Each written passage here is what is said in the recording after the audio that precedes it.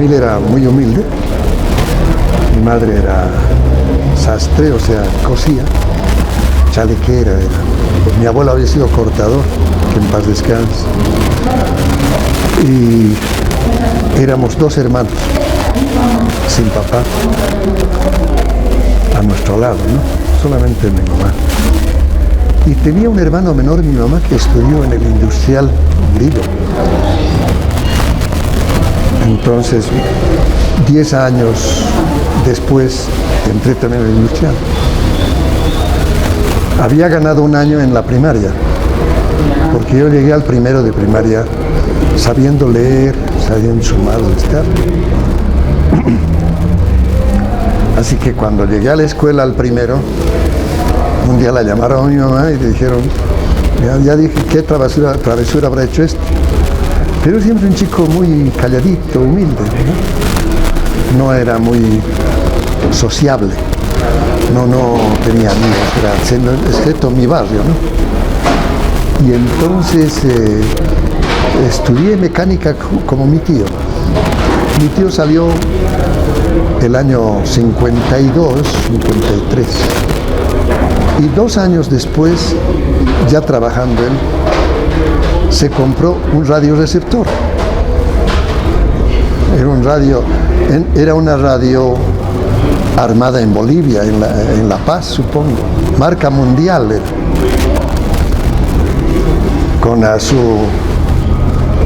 Con su caja de madera, ¿no? O sea, bien nacional.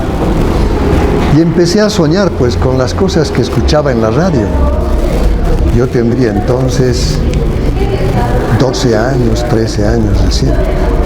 Y fantaseaba yo con la radio. Yo decía, a un comienzo, que si había personas chiquititas dentro del aparato, dentro de esa caja. Pero no era así. Ya adolescente, ya tuve sí amigos con los cuales compartía. Entonces escuchaba yo radio altiplano, que era una de las primeras, si no la primera. Había mucha competencia entre las radios altiplano, el Cóndor, cada radio con sus cuestiones, ¿no? Con sus estilos. Por ejemplo, Radio América de ese entonces, de la familia Salcedo, estaba ubicada donde trabajó también la Nueva América, en la calle Junín, esquina Endaburo. Y vivía esa radio, según yo percibí aquella vez, después, vivía de las dedicaciones, porque a las 12 meridiano tenía una sirena en el balcón de la radio, y a 12 en punto sonaba la sirena simultáneamente a la salida al aire de la radio. Y empezaba su show con una orquesta que muchos de manera muy despectiva dicen de chichería. Un saxofón, una batería y tal vez un piano por ahí. Y entonces había entre las 12 y la 1 dedicatorias. Que fulana de tal saluda a su comadre, fulana el día de su cumpleaños, que la Virgen... O sea, yo supongo que de eso vivía, porque no era una radio que según yo lo viví, era eso. Pero había en las radios como Radio Altiplano, Radio El Cóndor. Radio Altiplano ya en ese entonces, años 57, 58, traía novelas y grababa radionovelas. Yo me inicié haciendo radionovelas en una radio que había cambiado de dueño, Radio Continental. En noviembre del año 59, después del golpe fallido de la Falange y la muerte de Gonzaga de la Vega, más o menos por noviembre nace Radio Continental. No nace, sino que cambia de razón social, de un particular a la Federación de Fabriles. Y esa radio, magníficamente, el director, que había sido locutor, era secretario de Cultura de los mineros, y le dieron la dirección de la radio. Y era un gran impulso, buenas ideas del señor Jaime Primo Cruz. Porque dice Radio El Cóndor, no va a ser Radio El Cóndor o Radio Continental solamente La Voz del Fabril, que sea un centro cultural. Y armó un elenco de radioteatro y un elenco de teatro, porque tenía su auditorio. No sé cómo estará ahora, porque sigue trabajando, creo, allá en la calle República. Yo escuché, tenía un grupo de amiguitos, de esos chacoteros, tendría 16 años, 17, en las esquinas, después de las 6 de la tarde nos reuníamos en la esquina de mi barrio, yo vivía por San Pedro, por la Plazuela del Sur, a cantar, o sea, una patotita de esas inocentes. Y escuchamos en la radio que llamaban a un concurso a quienes tengan, no de un concurso, a gente aficionada que quisiera hacer radio. Y fui todo mi grupo, unas 7 personas, fuimos muchachos, no 2 adolescentes. Y nos dijeron ahí en la radio, era en la mañana o al mediodía, mañana vamos a hacer grabación para ver cómo hablan, cómo se desenvuelven. Ah, bueno, mañana, en la tarde, porque Continental trabajaba hasta las 2 de la tarde y paraba hasta las 4. No tenía sala de grabaciones, como casi la mayoría de las radios. Y como la mayoría de las radios paraban, pues, la única radio que trabajaba seguidito las horas era Radio Altiplano, creo que también Radio El Cóndor, pero la Radio Gimani, que era la emisora del Estado de mucho lujo, de mucho lujo. Y el único que volvió de ese grupo de compañeros de barrio fui yo. Ahí dije, creo que buenos días, pase usted nada más al micrófono. Pero tuvieron, ya bien, y empecé a hacer radioteatro ahí, en esa radio. Tú tienes buena voz. ¿Cuándo te diste cuenta que tenías eso? Ahora sí me hiciste reír, porque no te dije una cosa. El director de ese elenco de radioteatro en Radio Continental era un señor Hugo Gamarra, también hombre de teatro de esa época, que tenía un acento medio argentino. Es que había estado trabajando en la Argentina y llegó a Bolivia y cayó en Radio Continental. Y él era el director del elenco.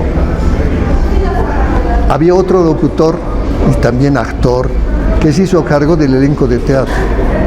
Pero a mí me interesaba la radio, porque yo había fantaseado con la radio escuchando Radio Altiplano, escuchando Radio El Cóndor. Entonces, mira cómo son las cosas que yo nunca dije qué linda voz tengo o que tengo voz. Más bien alguna vez le dije a Hugo Gamarra, ¿cómo manejas la voz? Quisiera tener una voz parecida a la tuya, resonante. No me dijo, simplemente seguí practicando, nada más, pero no me dio ningún detalle. Pero yo empezaba a copiar, a escuchar a quienes hacían buena radio. Y llegó el tiempo en el año 60, o sea, meses después de eso, que este señor Rivera me dice, ¿quieres hacer en serio radioteatro? Sí, le digo, me gusta. Ven a un ensayo. Y voy a un ensayo. Me dice, el domingo vamos a hacer una obra en Radio Fides. Entonces yo fui al ensayo, era jueves o miércoles. Y vi que el elenco estaba sentado en la mesa, pues, señoritas, jóvenes, hombres, del director. Y ensayaron, él ensayó tonos arriba, tonos abajo, pausas. Alfredo Rivera, un genio para esas cosas, hombre de teatro. Había aprendido teatro con el maestro de la COBU, ya no me puedo acordar su nombre en este momento, pero tupiceño o argentino, pero que muchos años estuvo en Tupiza. Escúchale, ¿qué pito digo yo aquí después de su ensayo? No hay ya papel para mí. Espera nomás. Esta es obra de teatro y no tiene narrador.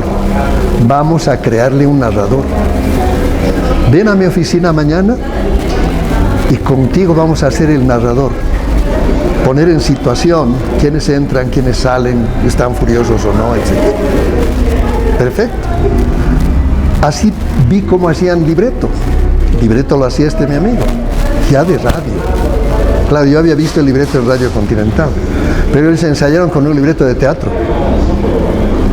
y hice un libreto de radioteatro, o sea, por lo menos las frases que yo tenía que leer, las entradas del narrador.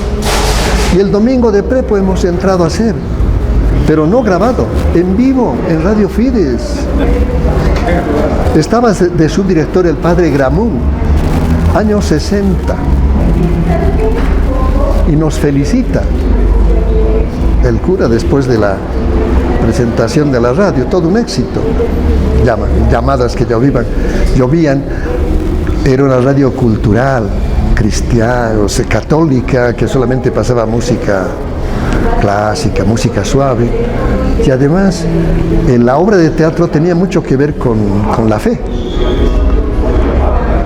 La herida luminosa se llama la obra. Exitosa obra de teatro de José María Pemán, me acuerdo porque son mis inicios.